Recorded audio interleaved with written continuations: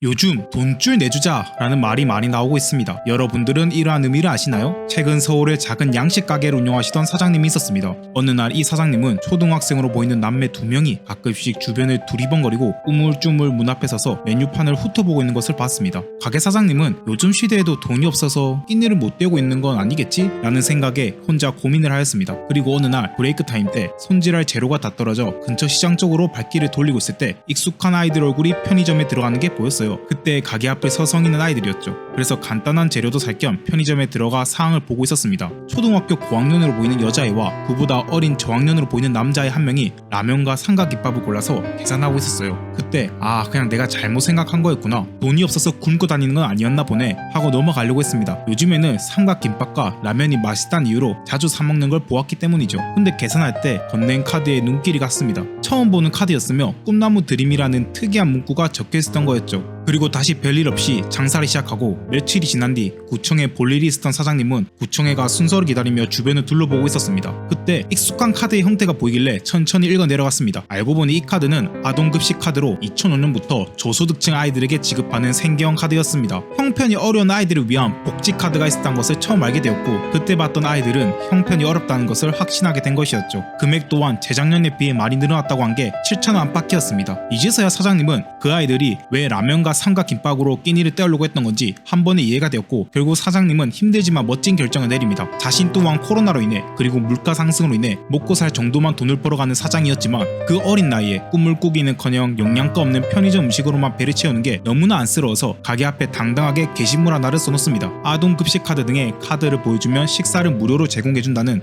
내용이 적혀 있었습니다. 이 사실이 무료급식을 먹은 아이들이 제보를 하면서 커뮤니티 등으로 입소문이 탔고, 이 사실을 한 네티즌들은 그곳의 위치가 어디냐면서 너무 감동받아서 나도 무언가를 하고 싶다며 사장님한테 돈줄 내주자고 나섰습니다. 어린애들을 생각하는 작은 마음이 사람들을 뭉클하게 만들었고, 이는 서울뿐만 아니라 지방에서도 많은 사람들이 올라와 음식을 사 먹으러 왔으며 누군가는 멋진 사장님이라는 말과 함께 수십만 원을 기부해주기도 했습니다. 심지어 맛도 좋았던 이 가게는 사람들이 줄 서서 먹는 가게가 되기도 했습니다. 이렇게 보면 참 이해가 안 되기도 합니다. 요즘 같은 시대에 한국은 개인주의, 자기밖에 모르는 사회라는 말이 다 이해가 될 정도로 정의란 문화가 사라지며 서로 자신의 이익을 위해 움직이는 일이 많아지고 있습니다. 하지만 겉으로 이렇게 직설적으로 자기만을 생각한 것처럼 보일지 모르나 한국의 내면 본질은 타인을 생각하는 이타적 성향이 강해 자신은 차마 하지 못했던 선행을 누군가 하는 모습을 보면 도와줘야겠다, 나도 동참을 해야겠다는 생각이 가득 차오르곤 합니다. 그렇다고 누군가에게 내가 어디 도와줬다고 말을 하진 않습니다. 왜냐하면 진심으로 선행을 한 것이지 타인에게 자랑하려고 하는 행동이 아니기 때문이죠. 이 사장님뿐만 아니라 한국인이라면 다 이렇게까지 행동까지는 아니더라도 생각은 다 가졌을 거라고 확신합니다. 배가 고픈 아이들이 문 앞에서 서성거리면 혹시 돈이 없어서 못 먹고 있는 게 아닐까? 그렇다고 내가 무료로 나눠주면 이 아이들은 오히려 가난이라는 프레임에 더 고통받는 게 아닐까? 결국 오지랖이 되는 게 아닌가? 라는 생각은 누구나 가질 것입니다. 그러면서 기회가 된다면 누구나 아이들에게 밥이나 주전부리를 사준다고 생각합니다. 그리고 이것은 해외에 나가서도 마찬가지인데요. 구독자 100만 명이 넘는 한 유튜버가 베트남에서 작은 구멍가게 편의점에 들어가 돈줄을 내는 영상이 찍혔는데요. 노부부가 운영하는 이 구멍가게는 평소에 배고픈 아이들에게 많은 정을 베푸는 곳으로 유명한 가게였습니다. 최근 전염병과 물가 상승은 베트남에도 치명타로 다가와 경제적으로 어려운 와중에도 애들에게 틈틈이 무료로 나눠주며 친절한 모습을 보여주었습니다. 이러한 소식을 들은 이 100만 유튜버는 좋은 생각 하나 떠올리게 됩니다. 바로 한국에만 있는 특이한 이 돈줄 문화를 보여주기로 한 거죠. 바로 실행에 옮기기로 한 그는 먼저 편의점에 찾아가 주변을 들러보더니 한국의 초코파이를 보면서 자연스럽게 정에 대한 얘기를 하기 시작합니다. 한국에는 다른 나라에 없는 정이라는 문화가 있다.